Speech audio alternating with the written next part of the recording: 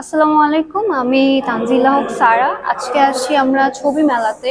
এখানে আমরা আসছি বেসিকলি আর্ট ফিল্মগুলো দেখতে, সেগুলো আমরা দেখে ডিসক্রাইব করব। এখানে এখন আমরা যে ভিডিওটি দেখতে পাচ্ছি এটা বেসিকলি হচ্ছে একটি গল্প ভিত্তিক ভিডিও। এখানে মেইনলি মানুষ ও পরিবেশের যে একটা সম্পর্ক, যেমন বন্যা, নদী বাঁধে ভেঙে যাওয়ার কারণে মানুষ যে প্রবলেমগুলো ফেস করে, যেভাবে ক্ষতিগ্রস্ত হয়, ওগুলো এখানে তুলে ধরা হয়েছে। মেইনলি এখানে বলা হচ্ছে মানুষ কিভাবে প্রতিনিয়ত এই পরিবেশকে ভোগ করার জন্য বা ব্যবহারের মাধ্যমে পরিবেশকে দূষণ করছে।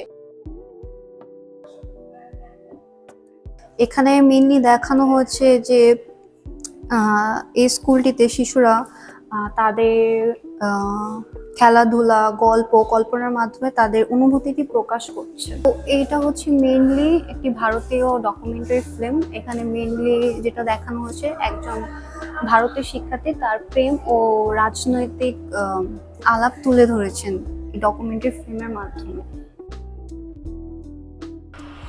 আচ্ছা, আমরা এই কাজটি থেকে যেটা বুঝতে পারছি, প্রথমত এখানে পাকিস্তানি সাংবাদিক ও কর্মীদের কথা বলা হয়েছে, যারা সত্য কথা বলার কারণে তাদেরকে বিলুপ্ত করে দেওয়া হয়েছে।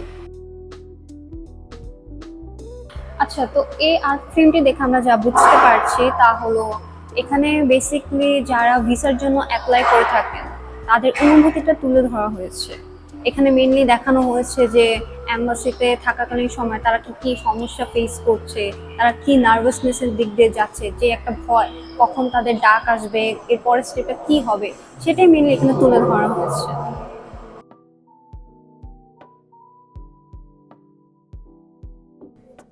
এই আর্টওয়ার্কটি দেখে আমরা যা বুঝতে পারছি, এখানে মানুষের দৈনন্দিন জীবনে তারা যে ট্রমাটাইজিং সিচুয়েশন দিয়ে যাচ্ছে সেটাই তারা তাদের ফেশিয়াল এক্সপ্রেশন দিয়ে বোঝানো হচ্ছে।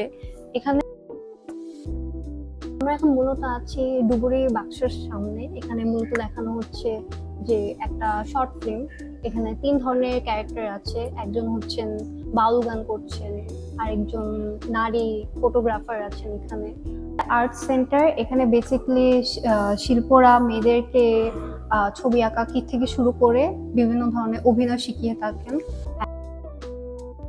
শিল্পকর্মটি দেখে আমরা বুঝতে পারছি শিল্প এখানে বোঝাতে চেয়েছেন যে ফিলিস্তিনের মানুষরা কত কষ্টে আছেন, দেন তারা কিভাবে এত কষ্টের পরও তাদের অস্তিত্বটা ধরে রাখতে চাচ্ছে। এটা বোঝানো হয়েছে যে মানুষ শত কষ্টের পরও তাদের অস্তিত্বটা ধরে রাখতে চায়, বেঁচে থাকতে চায়,